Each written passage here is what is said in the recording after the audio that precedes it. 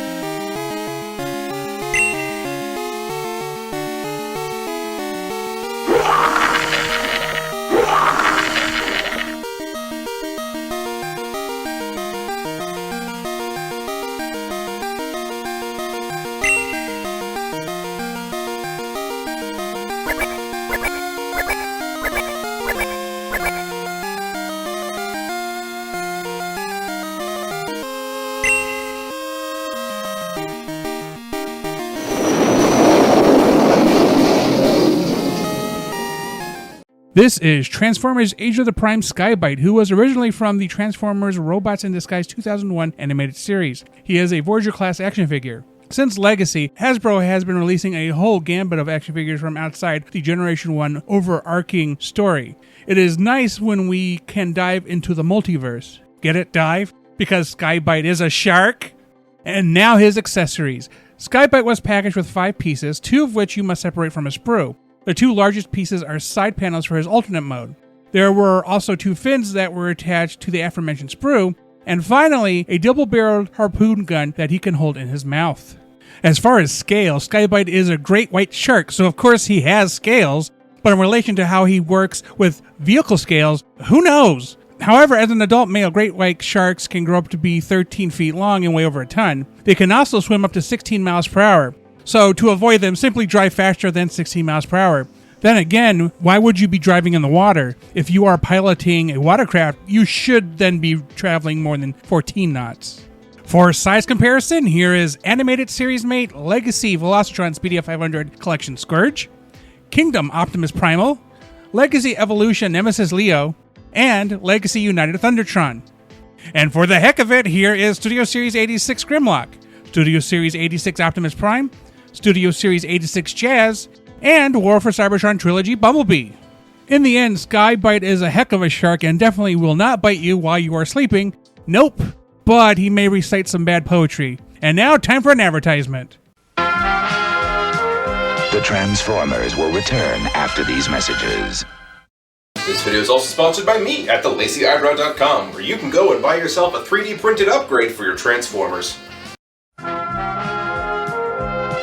We now return to the Transformers. On to conversion. We begin by opening the shark mouth as far as we can go, including extending the bottom jaw to its apex. Next, we pull one of the side panels out and rotate it 180 degrees. We then repeat that on the other side.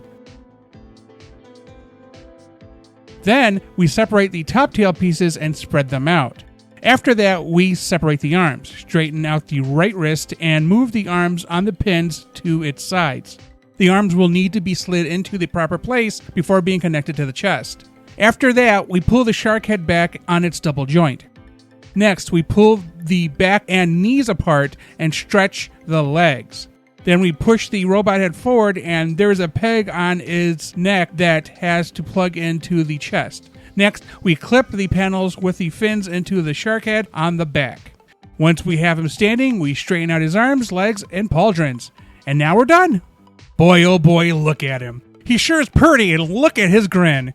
That has to be the most accurate portrayal of Sky-Byte in toy form that I have ever seen. He has the perfect mix of colors, from multiple blue tones, goldish yellow, purple, black, white, and red, And then that silver paint does its job, because who really needs chromed out details when something without them looks this good?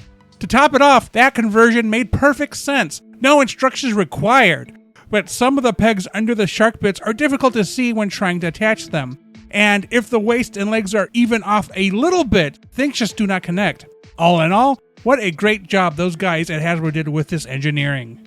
And again, his accessories. As I had mentioned before, Sky-Byte was packaged with 5 pieces, 2 of which you must separate from a sprue. The 2 largest pieces make for some scaly pauldrons. The aforementioned sprue held 2 fins that double for some blades. If you place both into his fist, you could pretend that he has a Klingon bat'leth from Star Trek. And finally, a double-barreled harpoon gun that he can hold in his hand. For articulation, the robot head barely moves up and down, but can spin for all of the degrees. His arms can only go as high as his shoulders, and if you move the pauldrons out of the way, the arms can spin 360 degrees on the joint. Both arms can bend 90 degrees, and both wrists can spin for 360 degrees. Plus, the right wrist can bend 90 degrees, but that is for his conversion. In addition to spinning, his right arm can also fold away 2 claws, which is required to make the tail fin for the alternate mode. His legs bend up at 90 degrees at the thighs, and his knees bend even further. The toes can angle downwards, and his ankles can bend inwards. Since the fins and pauldrons are attached via 5mm pegs, they can spin 360 degrees. And to wrap it up, the shark head can extend with its lower jaw, and the tail can move about 45 degrees in both directions. In canon, Sky-Byte is 16 feet tall.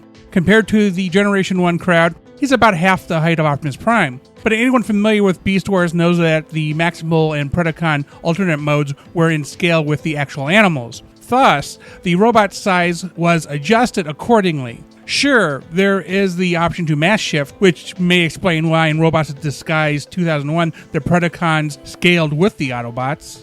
For size comparison, here is Animated Series Mate Legacy Velocitron Speedia 500 Collection Scourge, Kingdom Optimus Primal, Legacy Evolution Nemesis Leo, and Legacy United Thundertron. And for the heck of it, here is Studio Series 86 Grimlock, Studio Series 86 Optimus Prime, Studio Series 86 Jazz, and War for Cybertron Trilogy Bumblebee.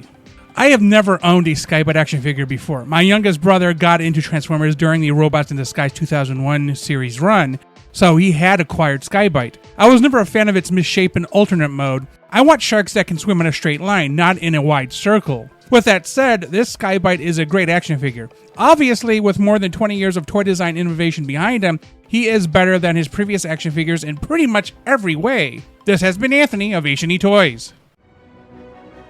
With that said, tell me in the comments your thoughts on this video. Did you like what you saw, and how was your experience with it? If you would like to see more, check out the on-screen recommendation. Do not forget to like this video and subscribe to this channel to keep up to date with our latest content. Thanks for watching.